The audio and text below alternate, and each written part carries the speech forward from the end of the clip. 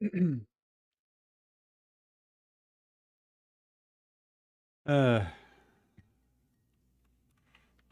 just working on the old Dino Park, and there was some stuff I wanted to do that's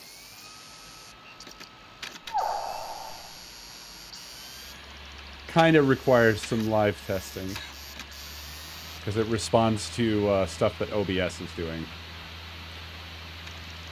The OBS browser source is cool, and it has some. It provides some JavaScript hooks and events into the browser source. It's like they knew I wanted to do shit like this. Isn't that weird?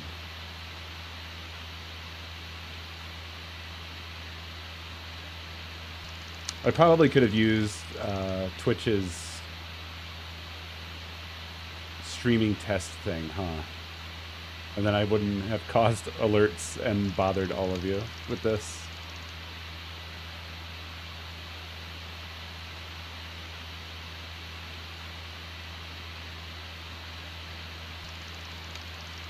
Amaranthus, thank you for 61 months.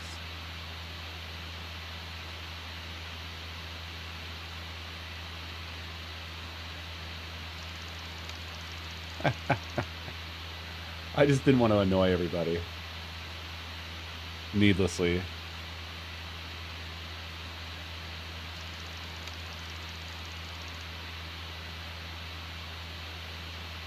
Basically, I was trying to set it up to where it won't kick off this sequence until the stream actually begins. And then I also want it to reset itself when the streaming actually ends.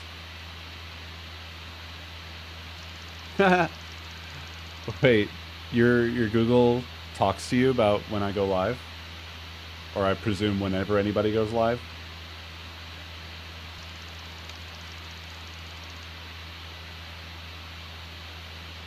This was the test of loyalty. uh,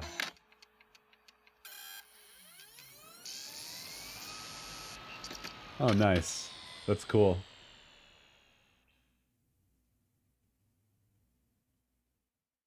I mean, y'all got here fast on that first one. I mean, I stopped streaming before the announcement even went off.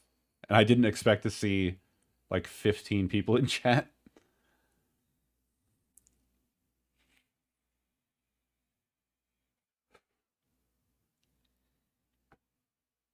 I'm trying to figure out what other cool stuff I can do with our CD-ROM here. I really... Is that what he's up to right now? He's making you watch him eat. I love the way you put that.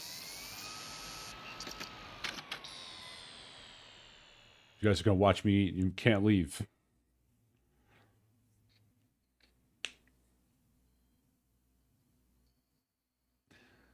Thank you, Mango. Yo, I really enjoyed putting that piece together. I need to come up with other stuff for this to do because it's very fun. It was just very fun making the little CD-ROM reading thing and making it seem authentic-ish. I love doing garbage like that.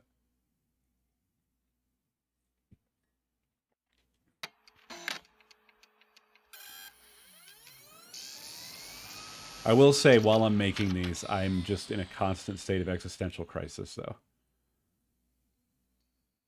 I always feel like, what am I doing exactly? what is the value of expending this amount of effort on making a fake CD-ROM multimedia experience thing to introduce me playing a Super Nintendo game?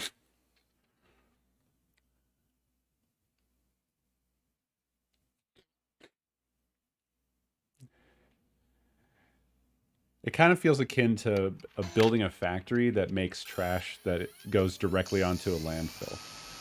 It's not even a product that goes out to people. It just goes off the end of the conveyor belt onto the landfill.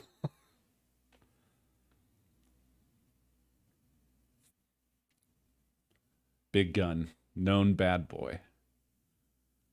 Known bad boy.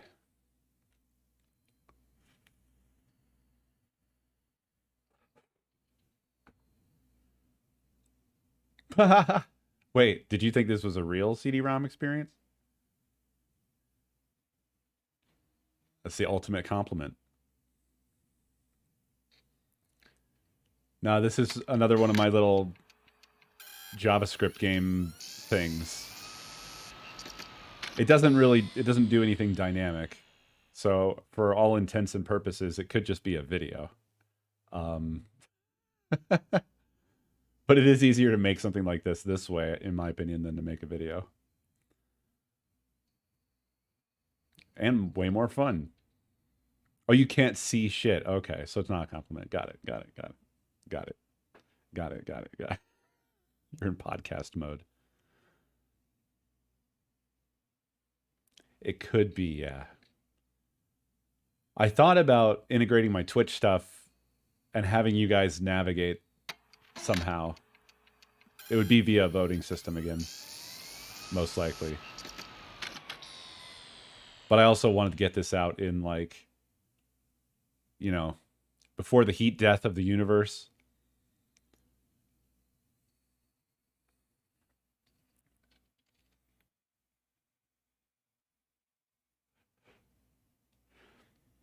I could still do that, though.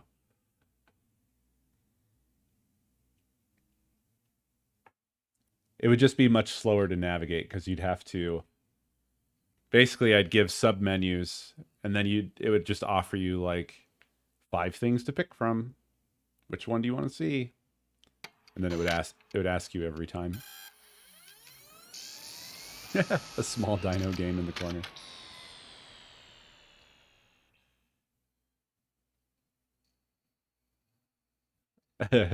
Yeah, it's like any of the retro streams where I'm playing on an old computer. My favorite thing of making that was just figuring out like how to, because I got one sound clip that I thought sounded good that was Creative Commons Zero, and it had the authentic sound of like a CD drive spinning up, and it took me straight back to the 90s. But I'm like, well, I just have this one thing. Do I have to edit it? Do I have to like chop it up? Like, what do I do? I didn't edit it at all. um, I figured out like when it first starts. Actually, I can't even cause that to happen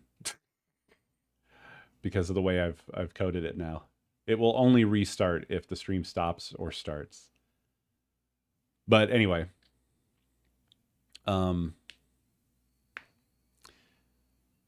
that first thing, basically it can be any length, the CD reading progress bar thing.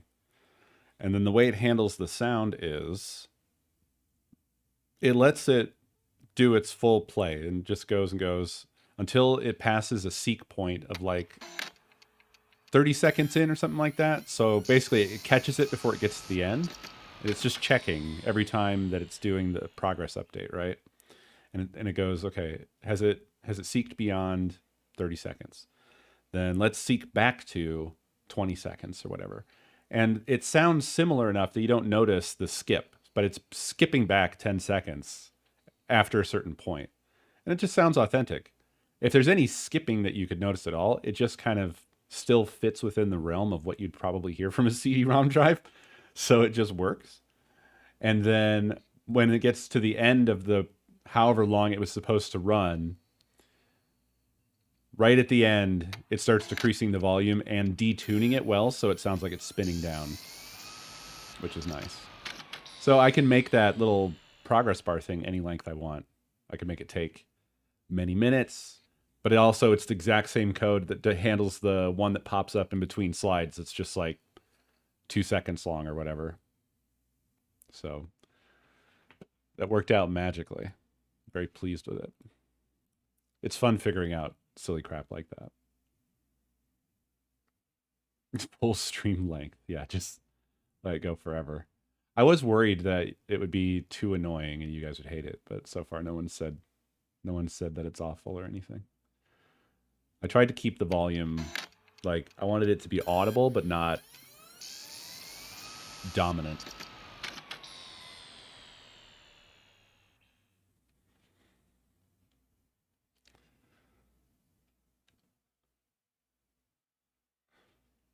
I never have come across any Betamax stuff. There was one person, I forget who it was, who had like a whole project going where they were like digitizing their family's old Betamax stuff, and they had some cool gear actually. They had some old Betamax like tape dubbing set up, multiple decks. It was cool shit.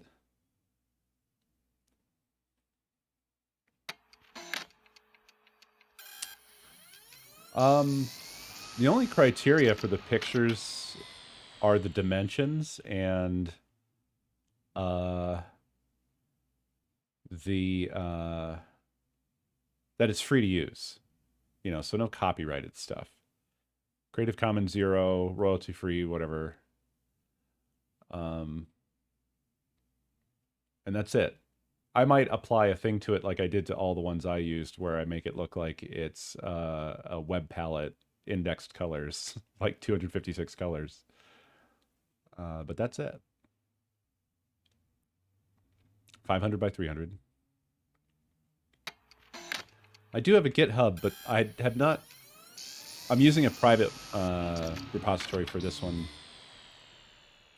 which I'm using that to pass between the machine where I'm working on it and then the stream PC, which is very nice and convenient. Whenever I have a version ready for the stream, I just pull origin and then refresh. Works well. But yeah, this one's currently a private repo.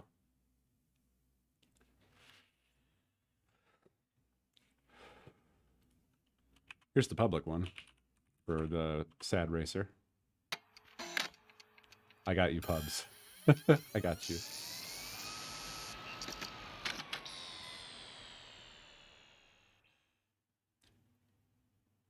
AI generated dinos. What's the fun in that?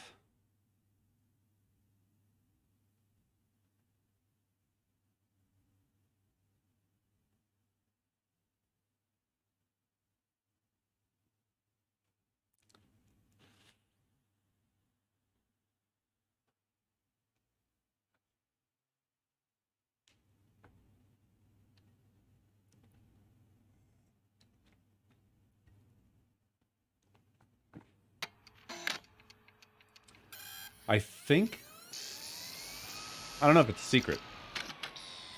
I was going to share something, but maybe I shouldn't.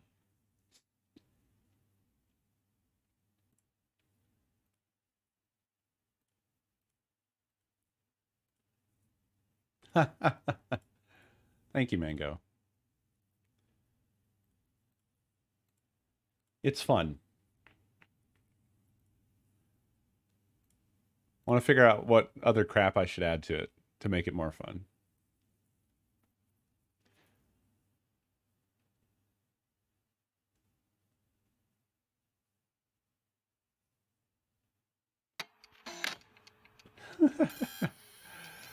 I don't know, like, I can see, like, I could absolutely go to, like, Open Chat or whatever, or Chat GPT or whatever it's called, and then just be like, hey, write me up a dinosaur description in the style of George Carlin or something like that.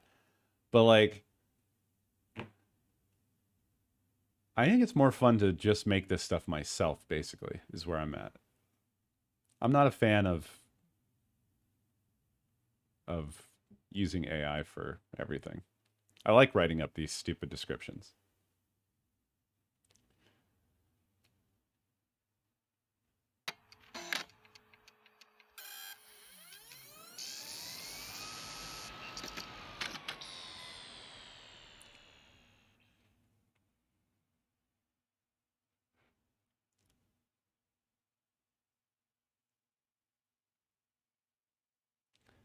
Ah, for the pictures. Yeah. I suppose that would be a more useful thing.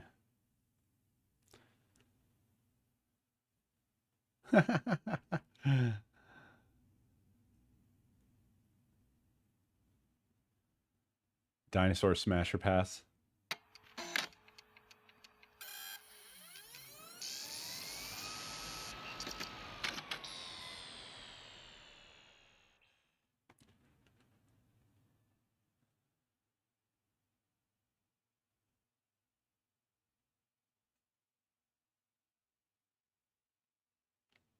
Wow.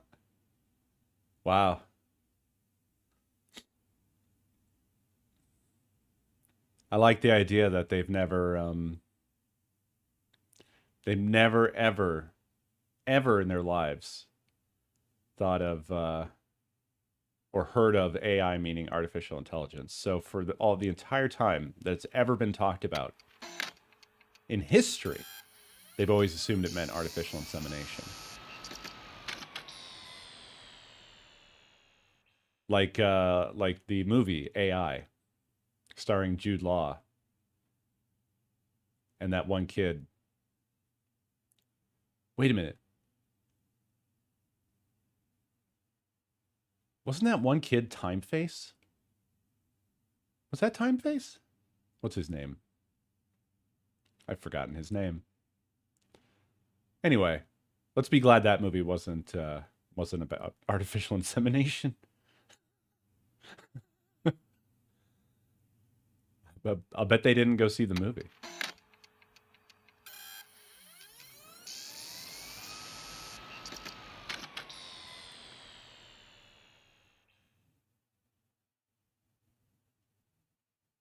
Real confusing with all the talk about AI taking jobs. I guess they would think it's more about like cloning or something.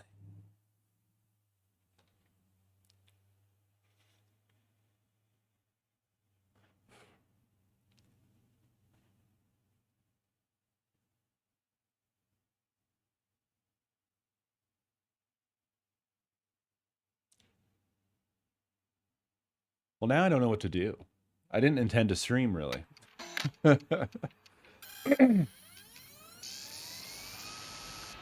I'm so bad at using my time appropriately. I'm on vacation from work. I could just stream all day, every day. But I do this thing where I feel like, nope. One, I got shit to do around the house I should be doing, but then I hardly ever get much of that done. And then two, I've got my schedule, gotta stick to my schedule.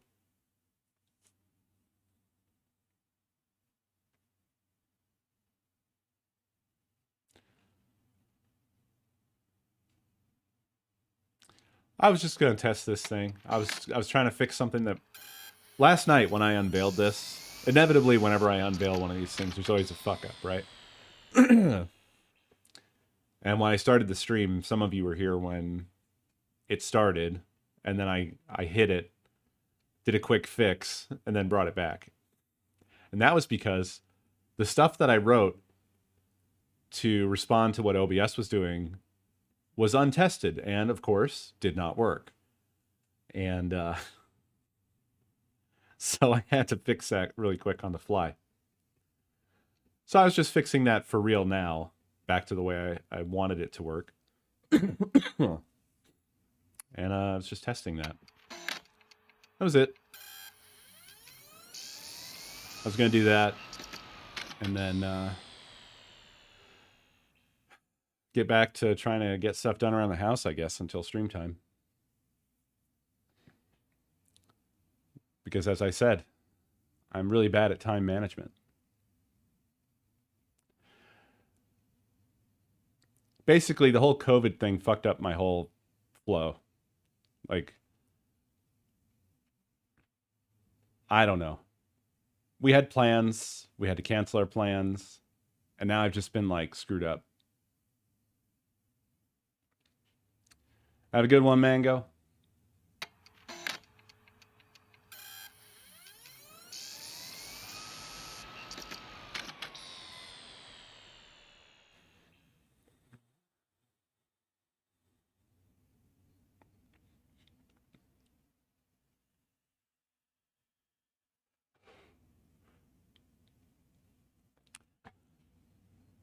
To be honest, I was kind of just feeling lonely and weird today. Wasn't much happening in the Discord. Nakomi's asleep because her schedule got all screwed up because of COVID. So she's like asleep most of the day right now.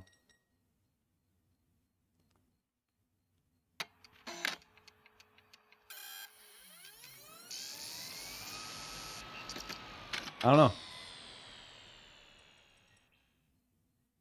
Didn't know what to do with myself.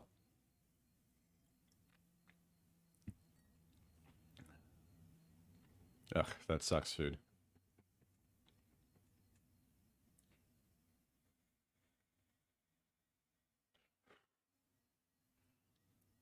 That sucks, Fox. Jesus Christ.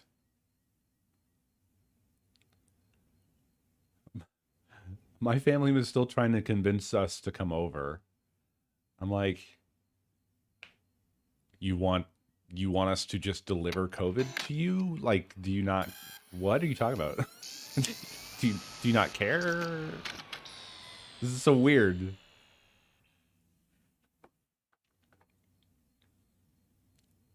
Like, it sucks that we had to cancel our plans because we were planning on that. We had a place where we were meeting up, and it was, it really sucks to to bail out of plans like that for sure. That's not what we wanted to do, but that is what happened. That's what had to happen.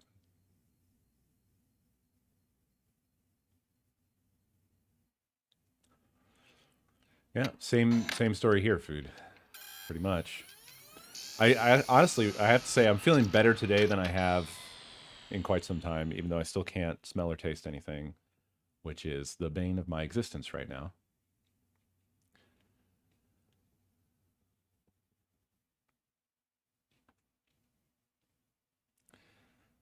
It seems like we're all going to get it inevitably, eventually. There's no escaping it. And probably just over and over again. Hey, Lindley, thank you for those biddies.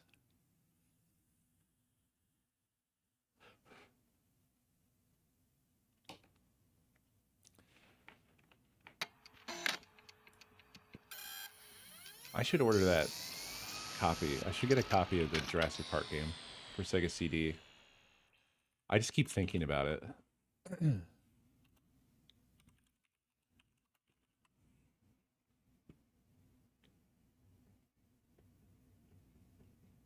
I don't think I have it. Hold on.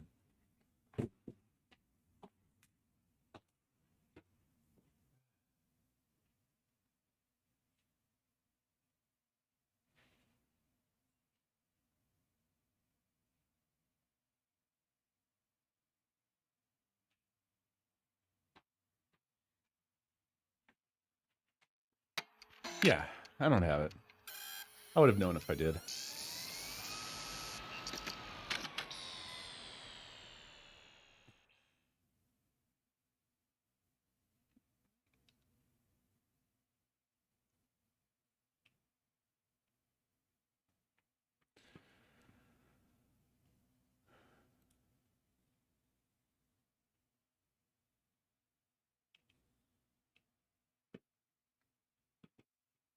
Mm, only one picture and no picture of the CD itself.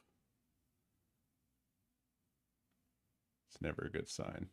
You got to have a picture of the back of the CD.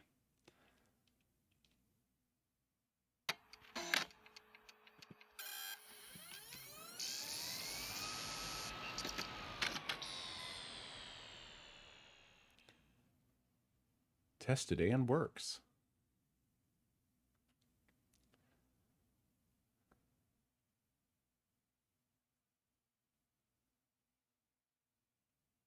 Case is all fucked up. And then people take like terrible pictures of the CDs where like it focuses on the reflection.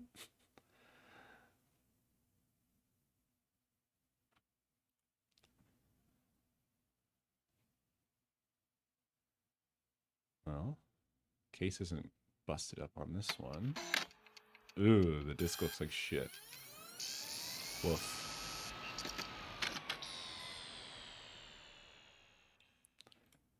Complete with OEM case. Why would you say that? Ugh. Case looks all fucked. That's definitely not a highlight.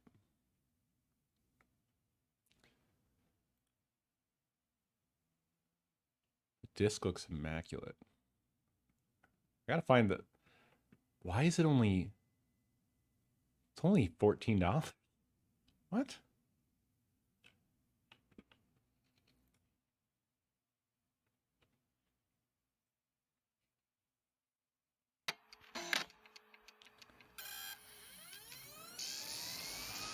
You know, that button actually does something. I use it for testing.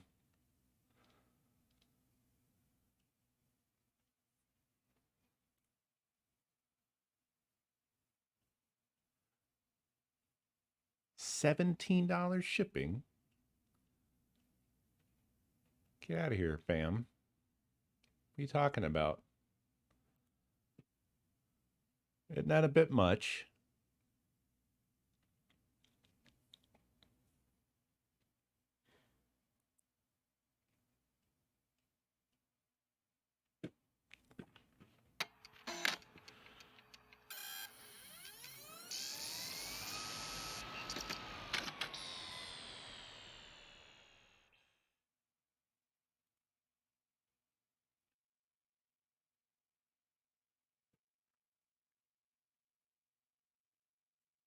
Ah, cool. I'll check it out, food.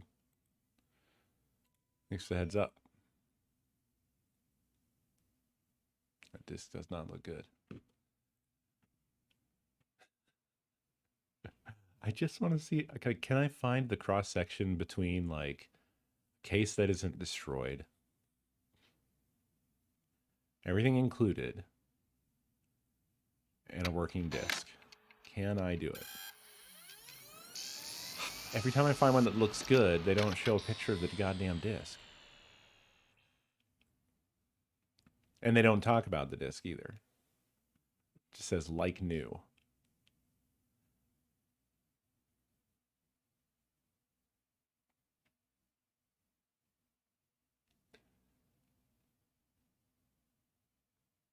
Ah, okay. I mean, that sounds like a good PR to me. Because I understand what you did, and it's just something that didn't cross my mind to do.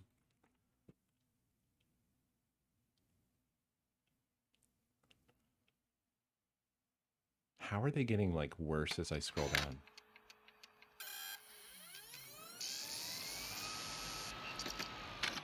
Okay, this one's reasonably priced. Case doesn't look amazing, but let's look at that disc. Ugh, it doesn't look great. Gosh damn it.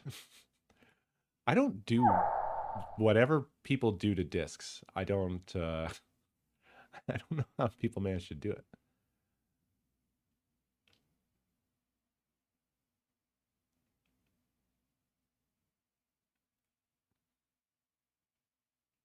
Punks, what's up? Thank you for 78 months, my guy.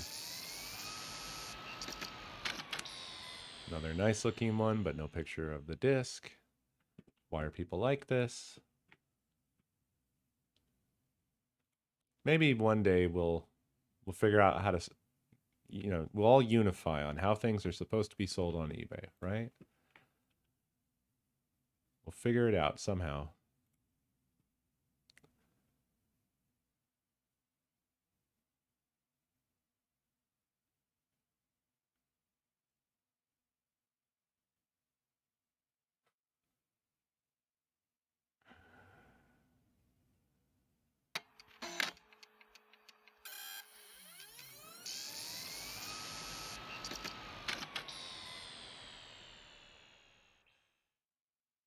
I think I found a good one. Except like they took the picture in a way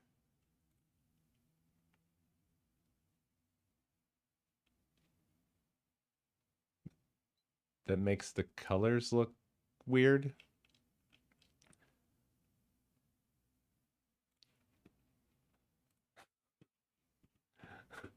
Man,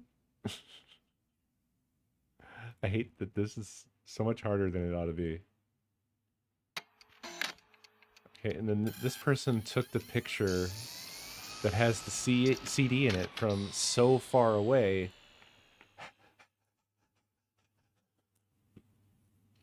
I don't understand, man. I don't get it.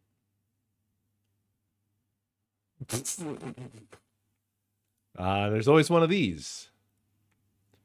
Jurassic Park, 1993, Sega CD, factory sealed game, VGA, 85.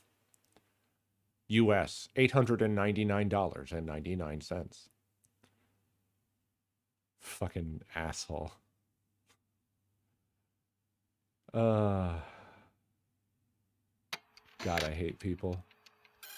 And then the picture, it's in like a plastic case, but it doesn't actually show the VGA rating thing part of it that there would normally be. So I think this is straight up a scam, which is very funny.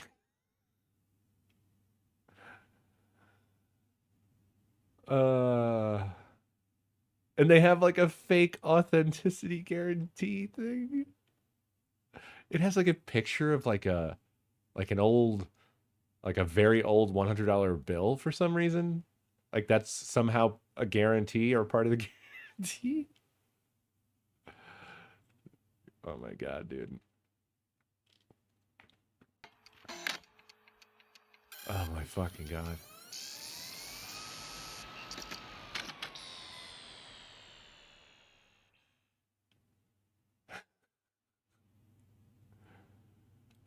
This shit is killing me slowly.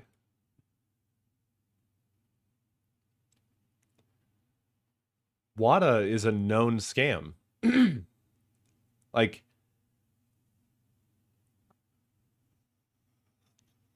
I assume you're memeing, right?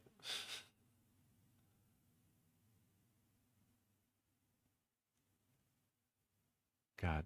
The only ones that look good, the cases are cracked.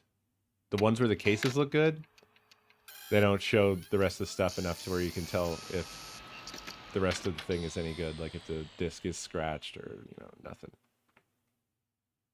Okay, good. I was worried you weren't memeing. Ah, fuck it. This one looks good enough.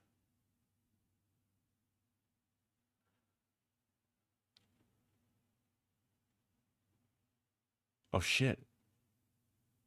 It's almost local to me too.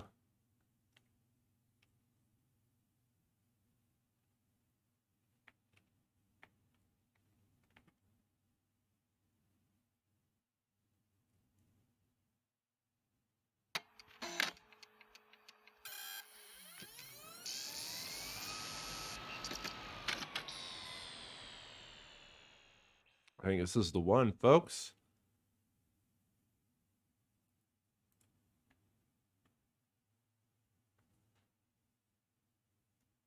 Yeah, it's just an absolute scam. It's just an absolute scam. That's all there is to it. Collecting is just no fun anymore. It's weird how time gets away from you. Like when we were doing it, when we were collecting stuff and treasure hunting, it was fun and the prices were, not too insane. Yada, yada, yada. And it just kind of felt like it'll always be like this. But time marches on. And we've got to a point where it sucks now. It's not fun to do. There's all these like grifters and people just absolutely making it a nightmare.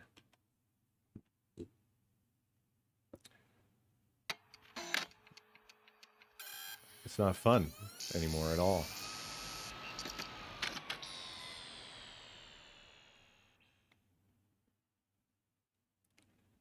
You'll never find anything cool at a thrift store ever again. Ever again. It's over.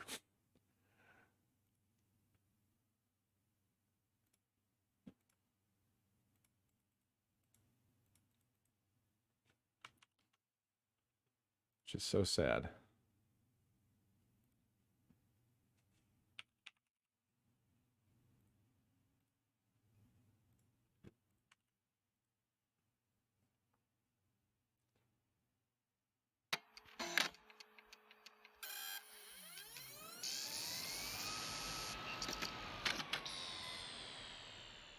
Yeah. I mean, it's not even like this is the thing.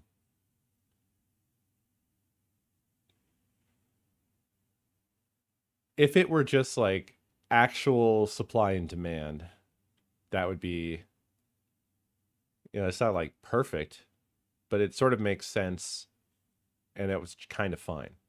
But then it becomes this bullshit thing where people do all this stuff to artificially inflate the prices of stuff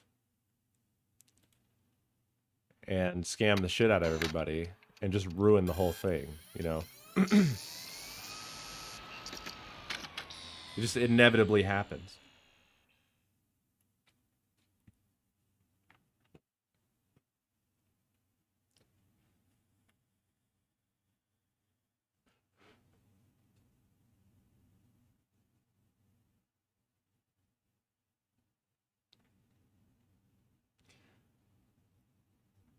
Yeah. Well, look, I'm not saying, I'm hyperbolizing a bit. It's possible that you could find some place that, doesn't know what they have still. That could be a thing. But it used to be much more widespread, I guess. You used to be able to go to like a Goodwill and find stuff.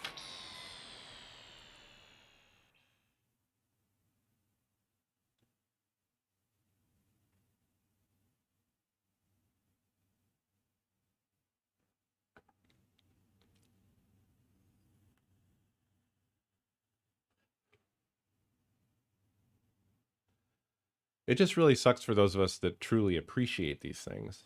Like I don't have any interest in any money making off of old video game stuff or anything like that.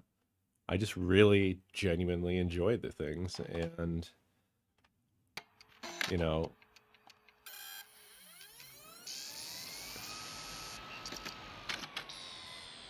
eh, whatever.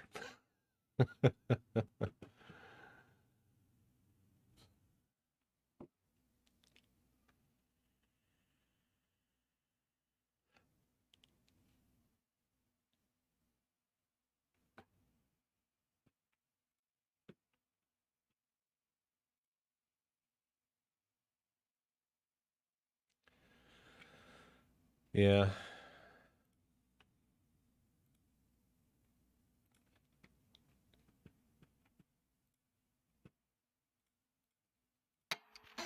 It's just the unfortunate reality of human beings. Yeah. I mean, one thing for myself was always that like there was a lot of video game things that I never got to experience because I didn't have money at the time, you know.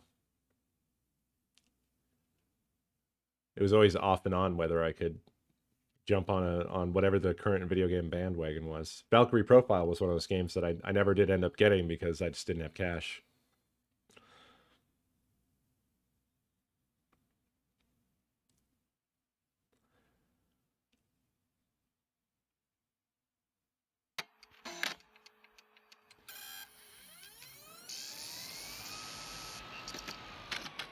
Uh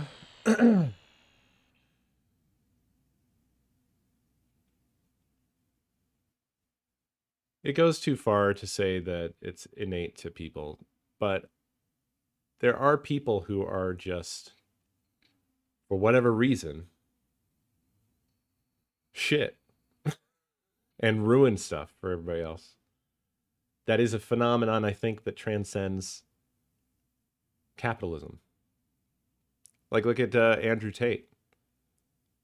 I think he would be a piece of shit under socialism, communism, capitalism, any a dictatorship, you name it. As an example. Obviously, I get that like this late stage capitalism structure that we live in certainly incentivizes people to do shit like the WADA thing, where you put a fucking sealed game in a plastic box, put a number at the top, and then say that it's worth 100 times whatever the market value was before you did that. That kind of behavior is incentivized, but like not everybody does that. I would never do something like that.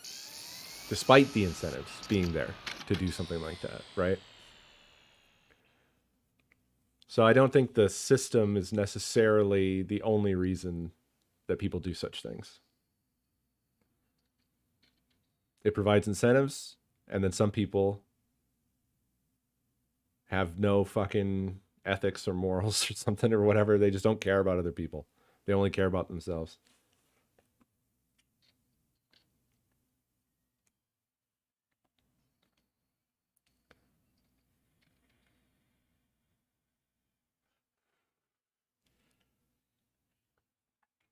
I love the Super Nintendo.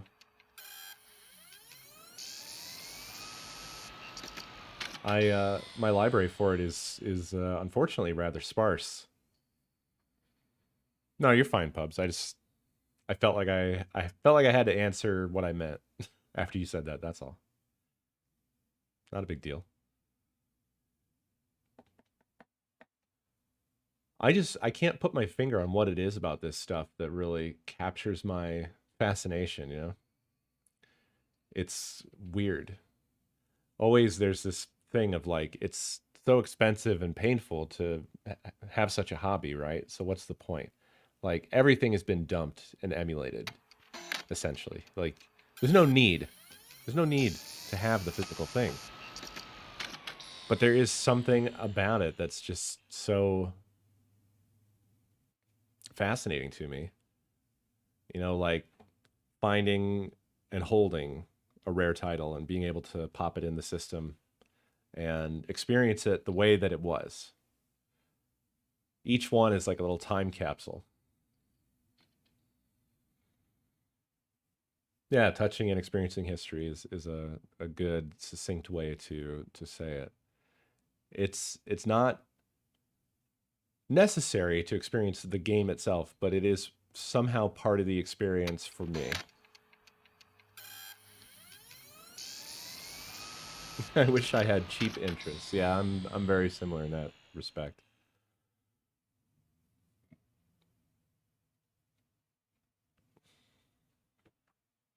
I guess that was just always a big part of it to me, of the magic of experiencing video games growing up. You know, everything about it, not just the part once you see the video game on the screen, but it's like going to the store, picking it up, you got this sealed box in your hands and just, you know, looking it over front and back, reading all the little marketing materials, and then finally opening it up and reading the manual and blah blah blah. There's something about that whole thing. I still often think about the way it was, like the experience of buying video games back in the NES and Super Nintendo era and Genesis era. You know, that's changed so much from what it was. But I miss the like Toys R Us wall of like tickets or whatever the thing was that they were doing, where you went up and you had to. They didn't actually have the games there. They weren't like in a case or anything. It was just a bunch of like each ticket represented one piece of inventory that they had, and it was so. I loved looking at that wall when I was a kid. It was so special. Something about that. Yeah, you had to get your ticket and then take it to the cashier, and they would get the game out. Yeah, it's a unique experience. It's just gone, you know. And they had those special console setups. That was the first place where I experienced the Turbo Graphics and the Neo Geo.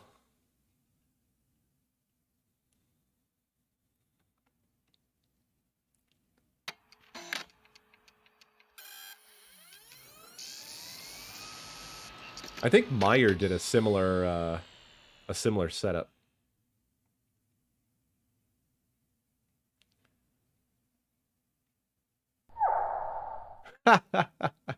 So that was effective at preventing shoplifting, you're saying?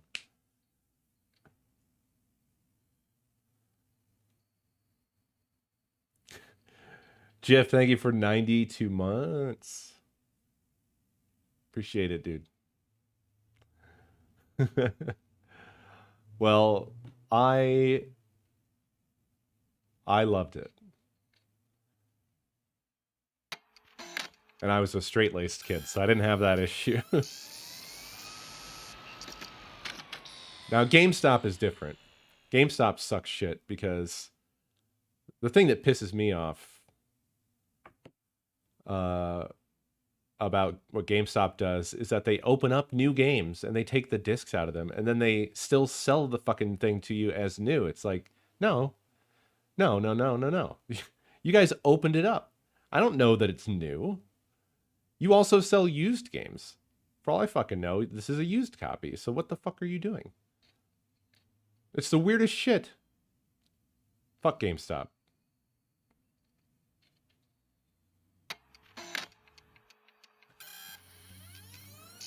I know it's like,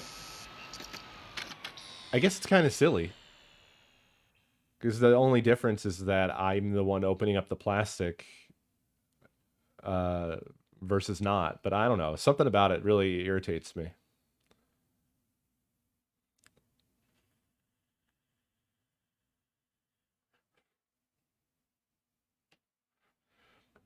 I think it's because that wouldn't work for us. You can't open a game and then sell it to anybody as new.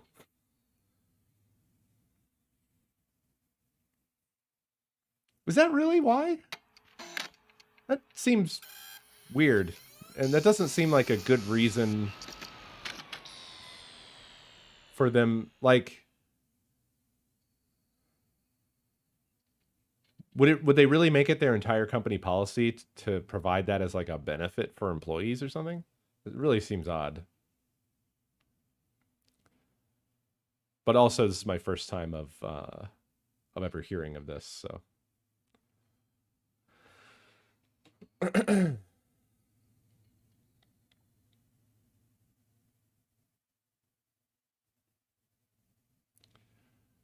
Yeah, my guess would have been theft prevention. Why don't they just do the Toys R Us thing? Wouldn't that be easier?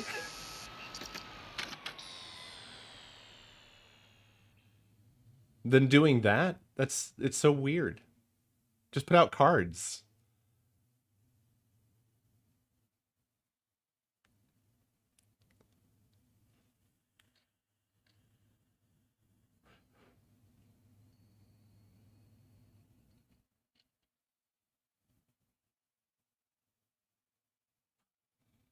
Anyway, going to the video game section in Toys R Us when I was a kid was basically my Disneyland.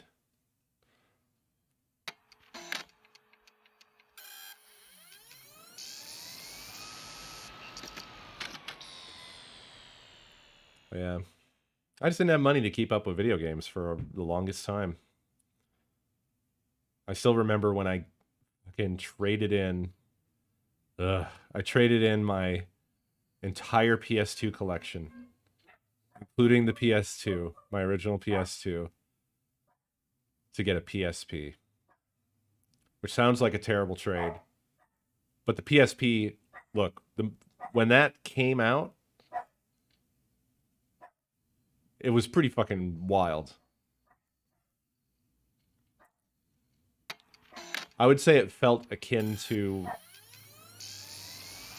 It felt like such a leap holding it in your hands and seeing that giant, beautiful screen and playing like almost like better than PS1 looking games in your hands. Yeah. I don't still have my original. Shit.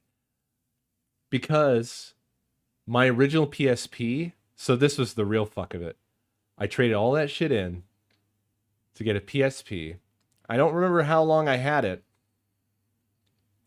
but I had it in my pocket at some point, and I think I sort of bumped the corner of a table or something, and it destroyed the screen. I think, though, I was able to... I think it was still under warranty. And I think I did get a replacement. But I mean, like, obviously, because I had to trade everything in to get the fucker, I was really upset because I was like, I can't buy another one of these. But I think it turned out to still be in warranty. Yeah, yeah. Those early mobile screens were really, really, really susceptible to table corners. Just a good poke in the middle of the screen was all it took. Modern smartphones are a bit more resilient than that.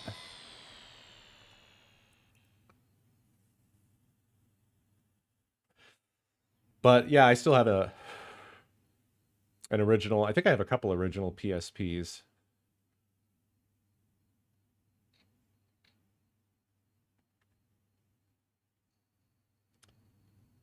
The trouble is now, I mean, eventually PSPs are just not gonna. I don't think anybody's making batteries for them anymore. And I know I had one battery that like blew up. I think you can you play them without the battery? Maybe there's dummy batteries. They still make the battery. Oh, did they use like a standard Sony? It's kind of similar to their camera batteries, isn't it? Oh, whew. Wow. Okay. I mean, I will say one of the biggest things that sucked about the PSP was Sony and all their proprietary bullshit, but this is the one case where it's a win. Well, a standard Sony would be. Oh, it isn't one of them. Okay, never mind. I meant standard in terms of like Sony has their own sort of world of shit, right? Like their cameras all kind of use a long running thing. And yeah, that goddamn memory stick shit. That was a nightmare. Those were so fucking expensive. And they hardly held any saves. It was just shit. And then they were selling you games to download onto those fucking ugh. What were they called? Magic Memory or something? Just fucking fuck. But yeah, I totally meant like standard within the Sony world, but now I'm thinking about it, I guess they didn't really do that.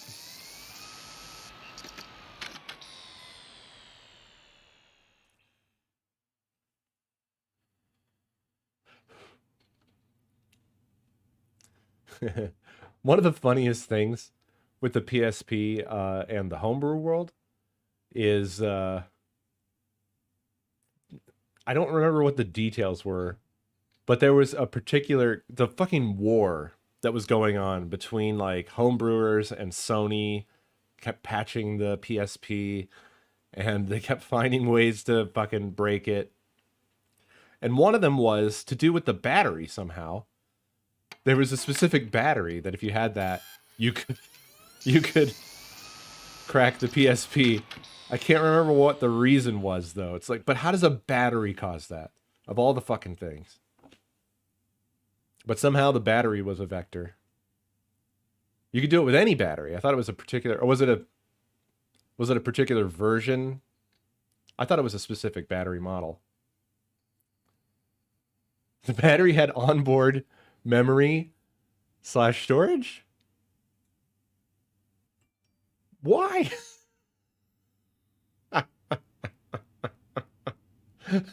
That's so funny.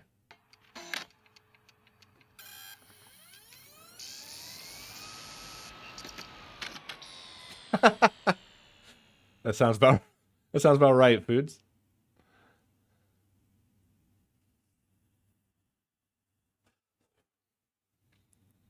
Oh man. Was that like battery DRM?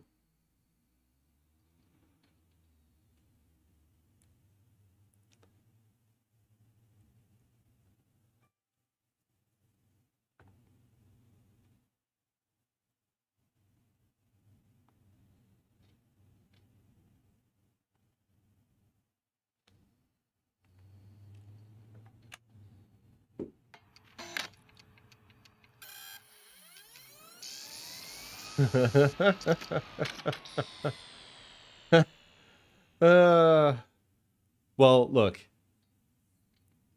that shit's funny. But like that was the PSP was one of those like amazing experiences though. Really. I remember the hype when they were first showing it off. It was so fucking cool. Also, PlayStation was still kind of at the height of cool. Like they kind of could do no wrong still. The Sony, the PlayStation 1 was legendary. The PlayStation 2 was legendary. And then they were hyping this thing that you could play these incredible looking like TV quality games in your fucking hands. And when you got it in your hands, it lived up to the hype. It just did. It just I would just like put games in and just stare at them. Like I'm not even playing. I'm just like, I can't believe this is real. I can't believe this thing is real. This is insane.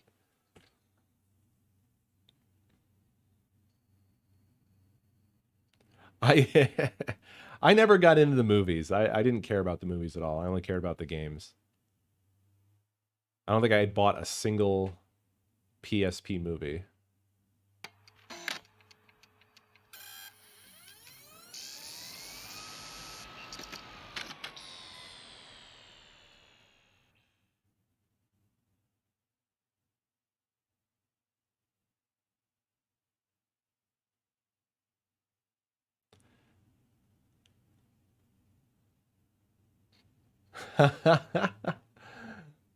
That's funny.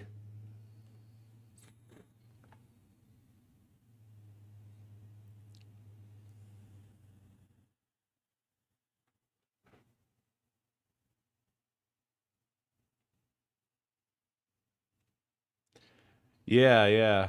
Yeah, when the PS2 originally came out, you could run Linux on it, and then I think they removed that feature, right? In later hardware. Didn't they do the same thing with the PS3 as well? Oh, okay. I'm thinking the PS3.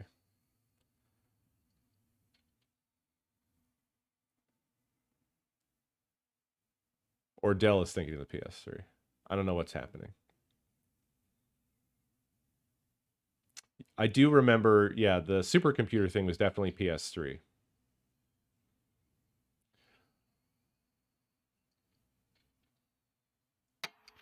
I thought you couldn't do it on later, like you had to have a hard drive model, and they removed the hard drive capability.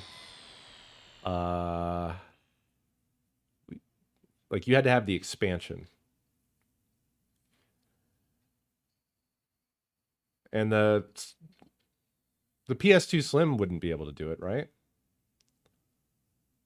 By the way, I still have to fucking get the battery replaced on my PS2 Slim. I looked into how you do that, and it doesn't look good.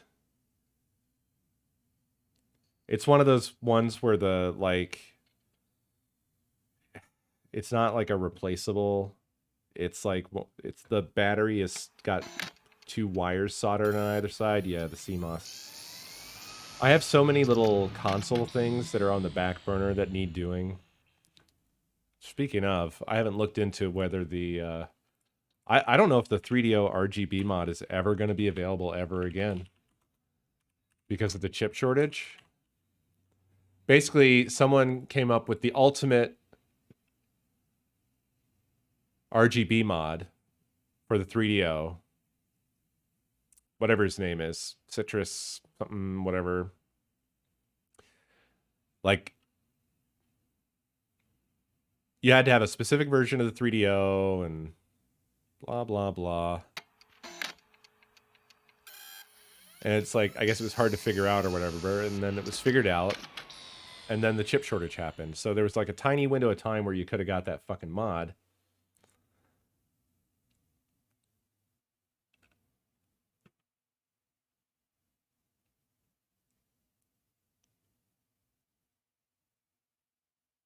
It's open source and everything, but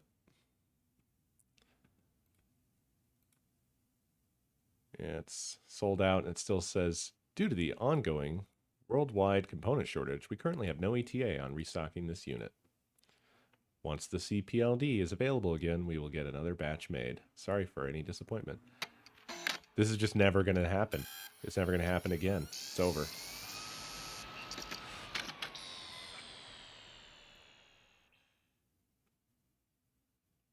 Makes me sad. And the CDI doesn't work anymore. It needs to be fixed. I wanted to do those shitty Zelda games. Ugh.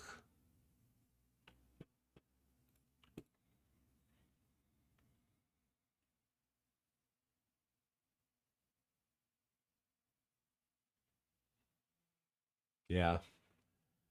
This is why when there are like these homebrew projects, homebrew hardware projects, you got to jump on them as soon as you see them. If you're interested in it enough to where you would ever get one, jump the fuck on it, because there's no telling how long it's going to be available, and it's not like a manufactured product that you can count on there being more in the future.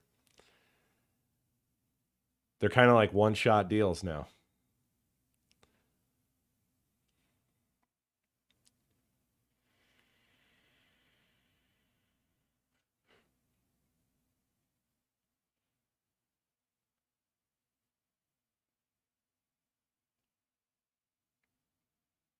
Oh yeah, that Xbox capacitor dealio. Forgot about that. I think mine's fine. Pretty sure someone specifically sent me an Xbox that did not have that capacitor. I think that's the one I use.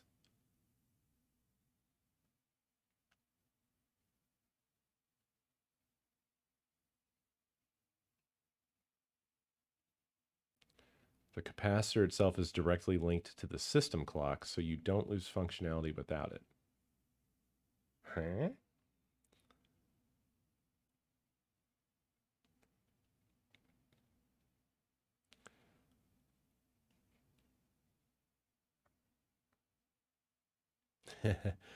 Yeah, the 360 was a total shit show. That whole original story of the motherboard warping thing is kind of incredible.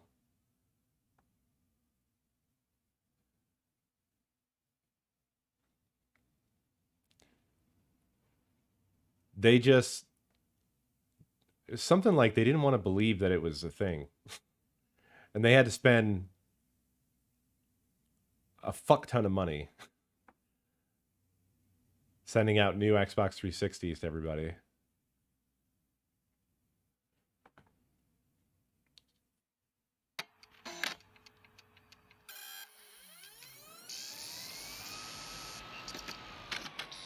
Ah, okay, I gotcha. Yeah.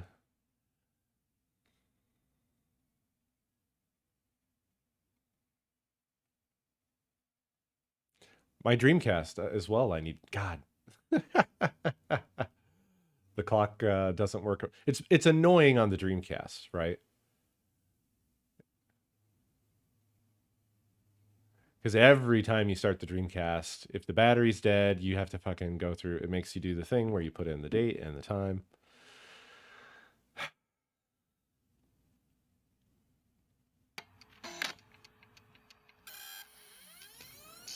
And so many of them, basically, they need they all need the same mod. Like the Dreamcast, it's a pain to get to, but you just desolder the thing. But what you got to do is you get one of those little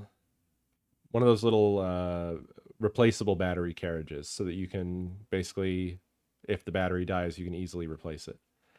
I feel like the only one of the consoles from like these earlier generations that got it right is the fucking Sega Saturn, because there's a little door on the back, the battery's right there, it's already in a replaceable cartridge, you just pop the battery out, put a new one in, you're good to go. It's so nice.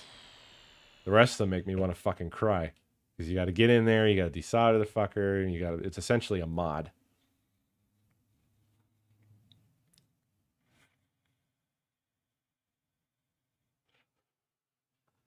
What happens, Kiba? I'm so curious now.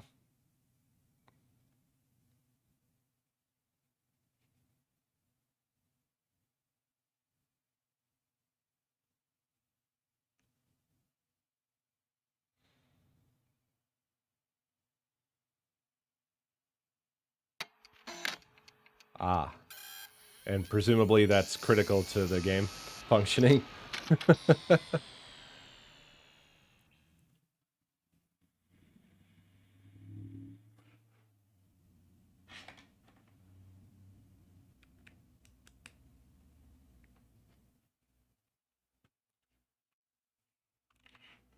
Ah, I see. Oh man, I just remembered I also have that damn I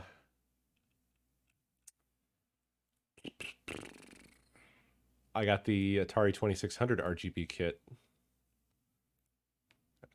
that I'm scared to do because it seems like it's so far beyond my capabilities to do.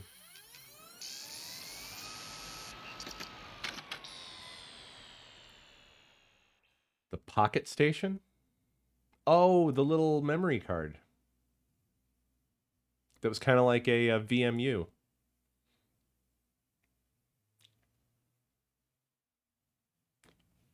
When you say the same battery, I mean, isn't it also just using a typical um, button battery? It's just that it's got the soldered wires on, which is fucking annoying. Yeah. I wish more of them would have just used a damn... Oh, it's not soldered, so it's actually replaceable in the Pocket Station. Yeah. I wish more of them would have just used a replaceable setup. But I guess cost cutting or whatever.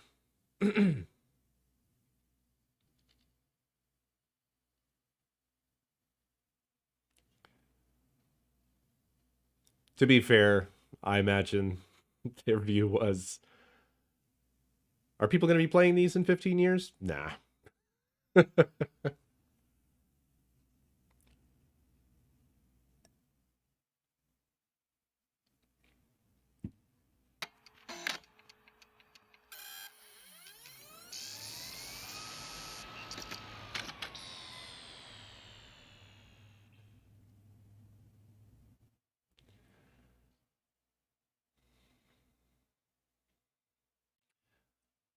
People are weird about the Pokemon cards. Like a lot of people were just like, oh, well, the battery's dead. And then they threw the cart in the trash. Like, what are you doing? Why would you do this? Like, I get, like, you lose your save, but you could do it again. You can get the battery fixed and do it again. Right? I don't get it.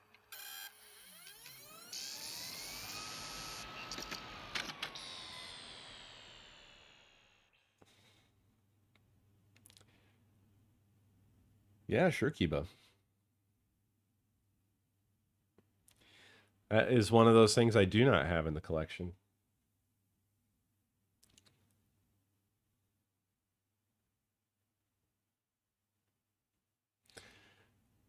Yeah, I've heard that. You can preserve your save if you do it the right way.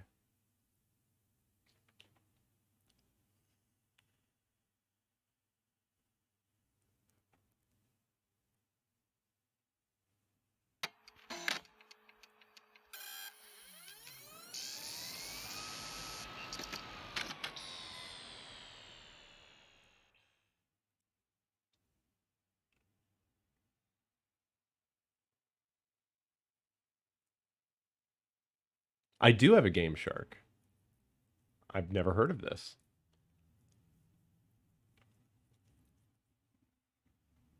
That's interesting.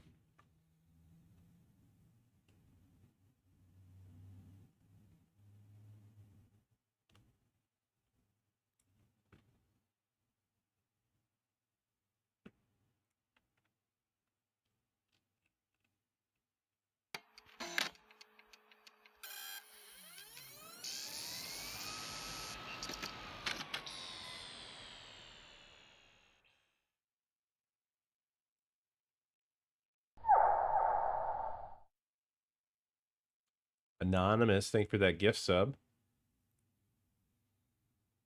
Rescued Kiba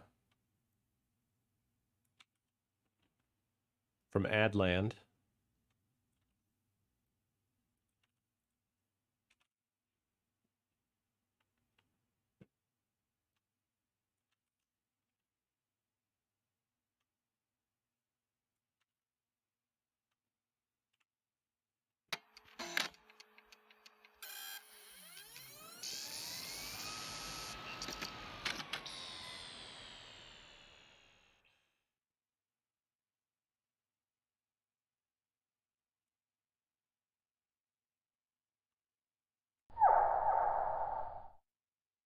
Anonymous, thank you for that other gift sub.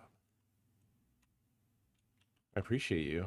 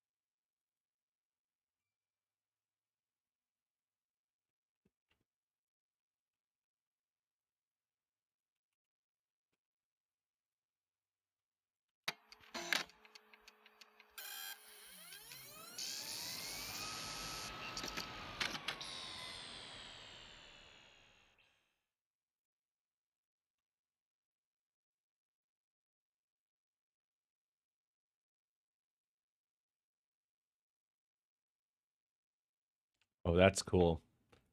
I miss stuff like that. I feel like we kind of abandoned that kind of cool, unique functionality. It makes me sad because it was cool and unique.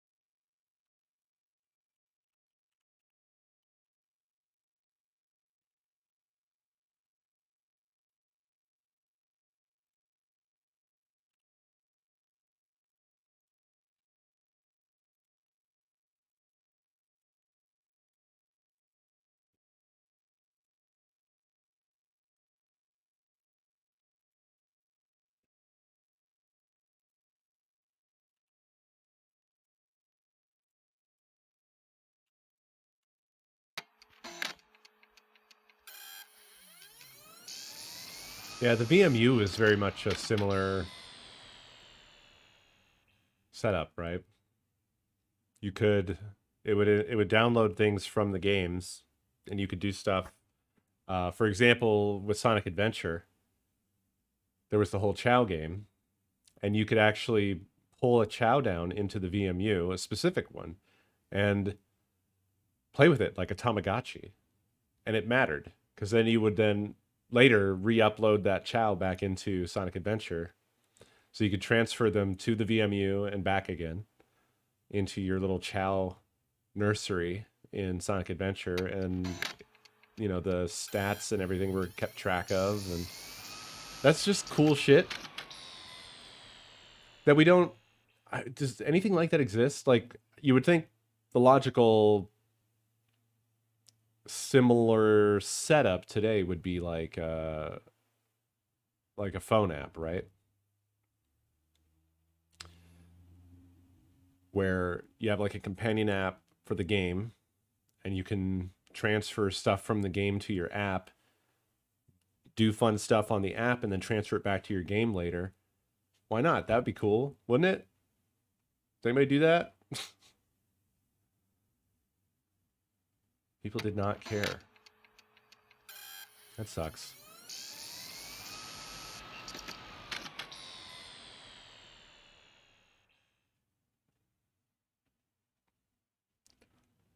I think. Well, it depends. Okay, it depends on. I feel like it depends on the type of game. Battlefield 4 doesn't seem like the type of game where that would make a lot of sense, because people buy Battlefield to shoot gun. It's not really a game where there's like, it makes sense to have other stuff to do. So that sounds like a bad idea from the outset. But like, one game that comes to mind that I thought was had a really cool functionality this isn't basically what I'm talking about, but it's an idea I think that could work with the kind of thing I'm talking about. I always thought Metal Gear Portable Ops was really fucking cool. And back when I think this required servers, but I'm not sure. It might have all been just fake. But Portable Ops had this really cool feature, because basically Portable Ops is kind of a military Pokemon game, right? You go out, you capture soldiers, they get added to your pen of soldiers. You have your collection of soldiers that you've captured, right? And they all have stats and different qualities, and you can assign them different roles in your outer heaven. And one of the features that you could do was you could form teams, and then you send them out onto the internet, and they would get in, battles and stuff, and you would get a report on what happened. Sometimes they would bring back new captured soldiers, or they would bring back supplies or whatever. Like, it was sort of like an idle game within the game. It also had another cool feature where if you went around with the PSP in this particular mode, you could search, supposedly, you could search like Wi-Fi hotspots or whatever. If it picked up a Wi-Fi signal, you could trigger a search, and then you might get a soldier or something like that out of doing that.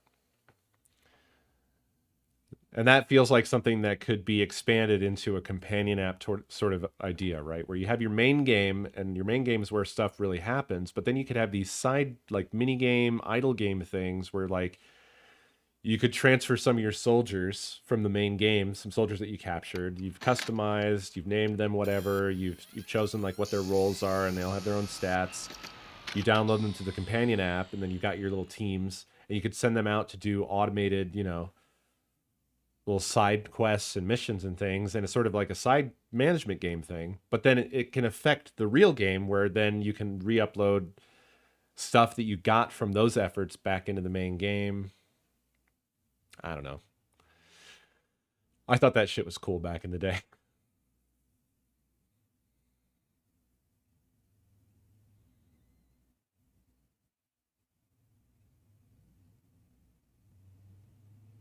Ah, yeah, the GameCube GBA stuff was cool too.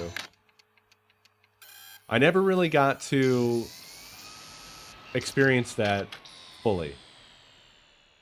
I never had a time where everybody had a Game Boy Advance, so everybody was, you know. So I never really got to play Zelda Four Swords or Final Fantasy Crystal Chronicles as intended.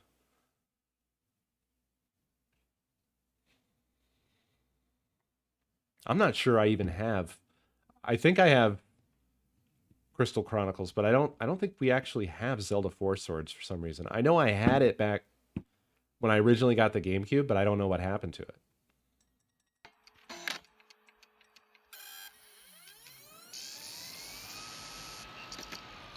One of the coolest things with the Four Swords was that I recall, and I imagine Crystal Chronicles was similar, but like you could go, you had your own separate camera, so like you could go in caves and stuff, and you would play on the Game Boy Advance, and you could see what you were doing, even though the main screen, everybody else was like had the main view, like you could still go off and do things as your own character while still participating in this co-op experience.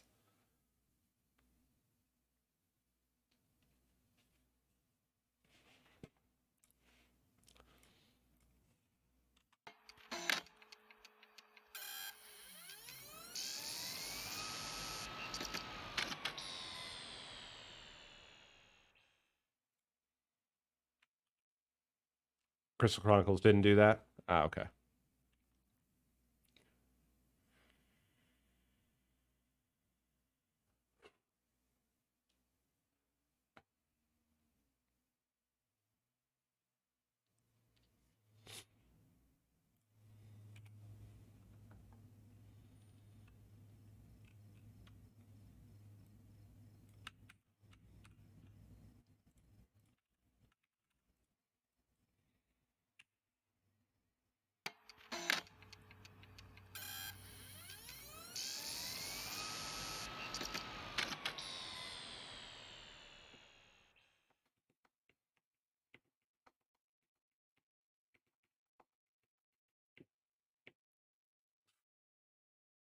Well, I know that Four Swords did that, so it's weird to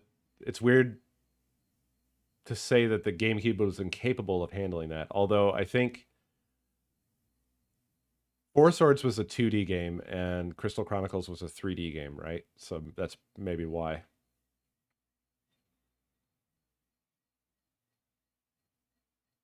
Right, right.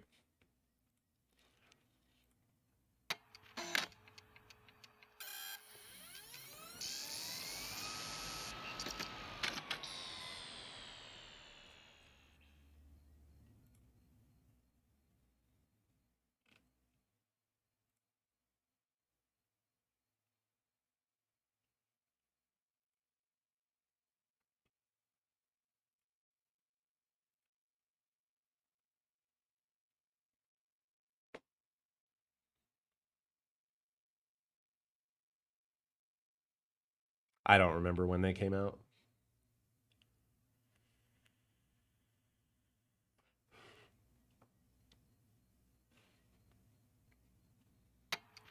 I just feel like a lot of cool stuff like that is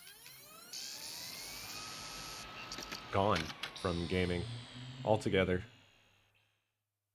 Nintendo still puts out weird stuff now and again, but it's not as interesting to me. They're all sort of melding together into a single sort of branded computer box. And and that's it.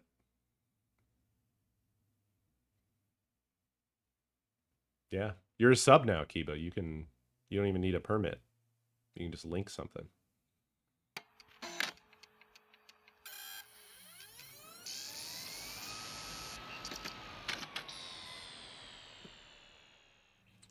Well, the thing to make stuff like that work is that you gotta have. Oh yeah, I've seen this thing. I love I love cool controllers, weird controllers. This is awesome. The thing is that you gotta have the killer app. You gotta have software that people give a shit about. Is the thing. This is Nintendo has generally been, I think, better at that than anybody. They haven't always hit home runs every single time, but they've been really good about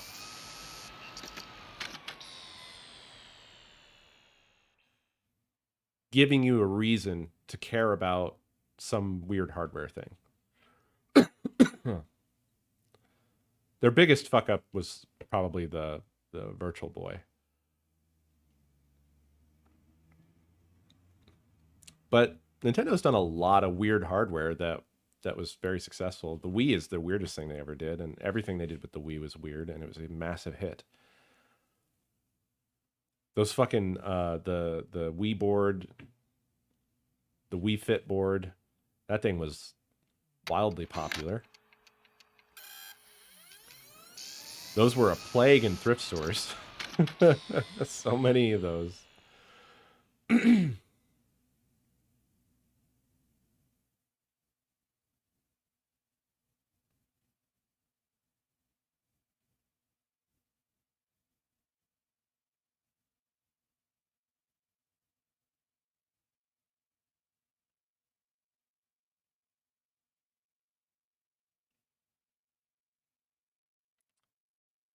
Yeah, see, that's another one that doesn't sound like a great. I don't know if that sounds like a great feature. Maori.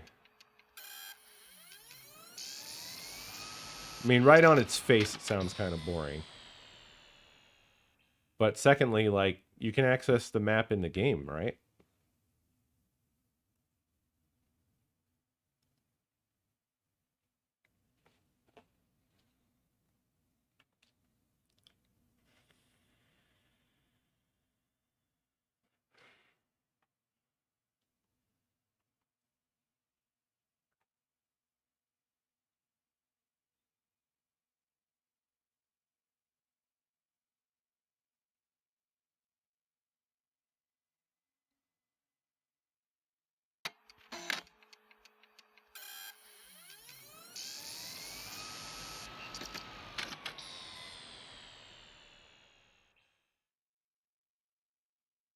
Like a lot of these ideas seem like things that take some part of the game that you can already do and port it off as an interface as like in an app. But I'm talking more about like a bespoke experience that would be more akin to like, you know, the Chow Garden thing or some of the stuff that Kibo was talking about with the PlayStation memory card guy, the whatever it was called, Pocket Station. Um, where it's like a bespoke thing.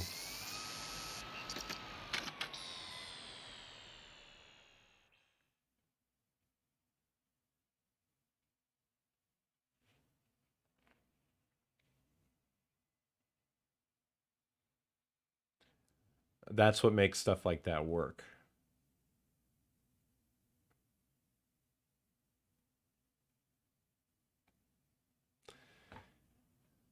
If people didn't care about it, it was probably because it wasn't well designed or thought out as to like why.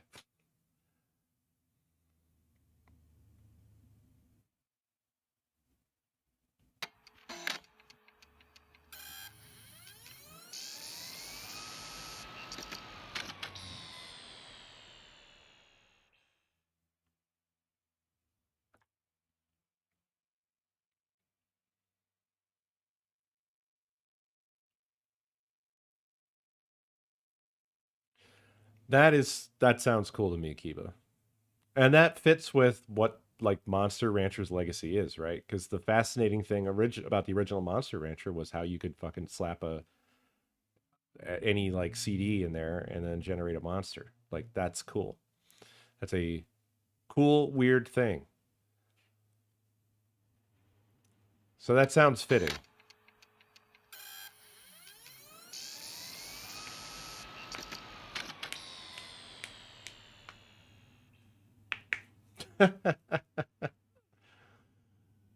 That's great.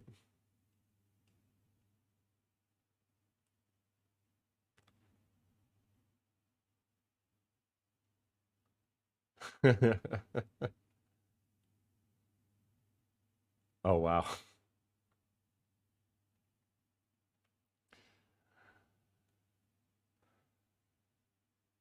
I got to stop being so afraid of doing hardware maintenance on these things. I'm so sure that I'm going to break them.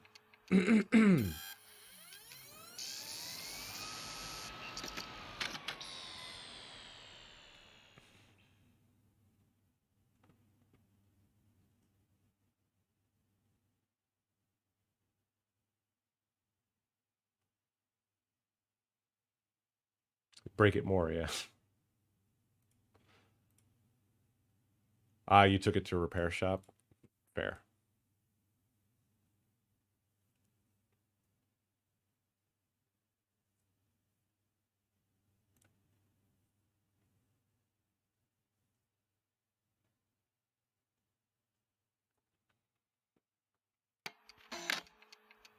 Alrighty. I think I'm gonna roll on out of here for now. Only meant to do a little test. I sat here for an hour and a half shooting the shit. But I'll be back tonight. And we'll be finishing up Jurassic Park and then starting Jurassic Park. Thanks for hanging. You guys are cool.